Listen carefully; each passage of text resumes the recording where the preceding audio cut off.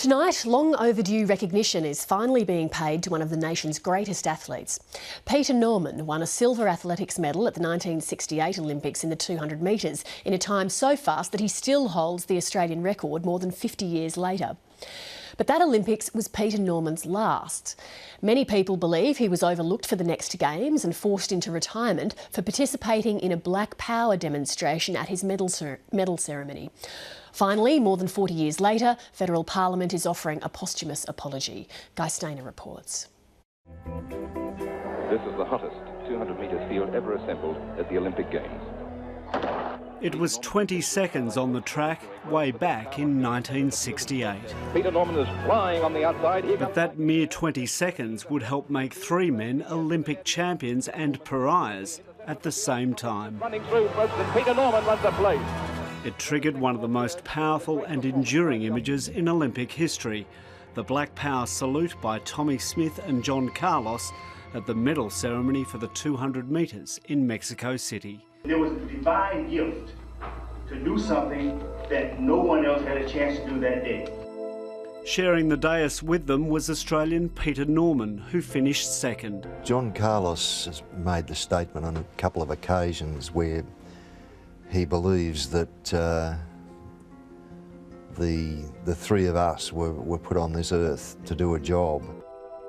Peter Norman helped plan the moment, suggesting the two men share a pair of gloves so both could make the famous salute supporting equal rights for black Americans.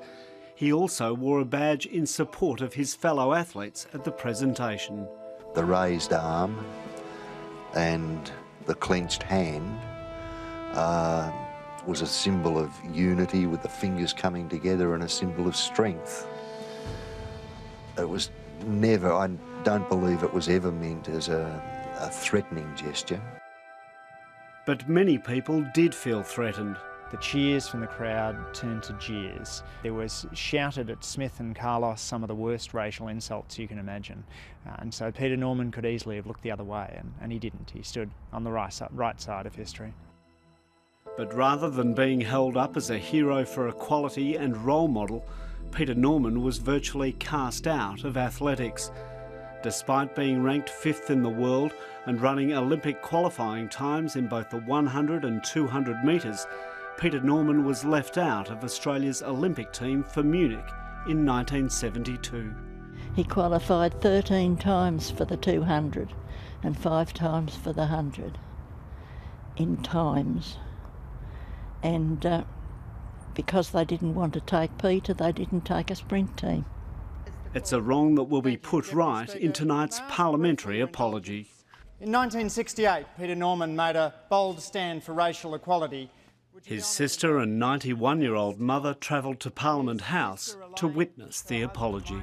This is really an exciting time for us because we know that he earned it, because he's done so much for sport in Australia since the Games, and just hasn't been recognised for it. It struck me as a wrong that ought to be righted and a story that ought to be told because it echoes down with its own lesson for us here in Australia today.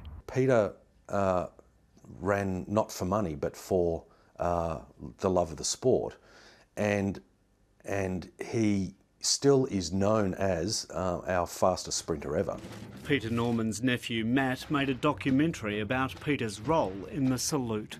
You think about today that he would have won a gold medal at the 2000 Olympics and he still holds a record 44 years later. That's remarkable for an athlete to hold on to something for so long and still not have the recognition he deserves. The one Australian monument to Peter Norman is a mural in central Sydney. The legend of Peter Norman is better known in the United States.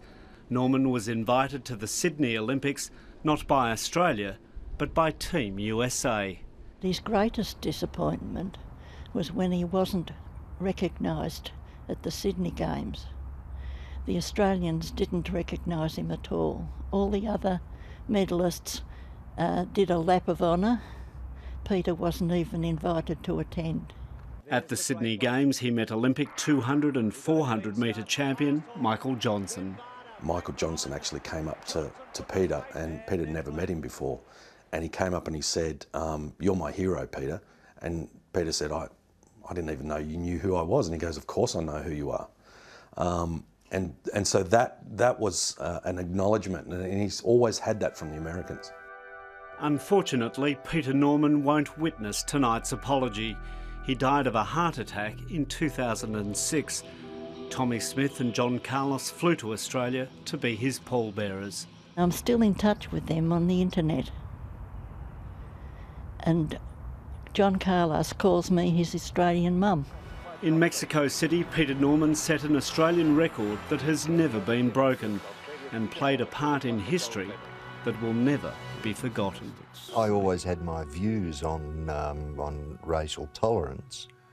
I couldn't see why anyone would dislike or, to the nth degree, hate someone simply because they were a different colour.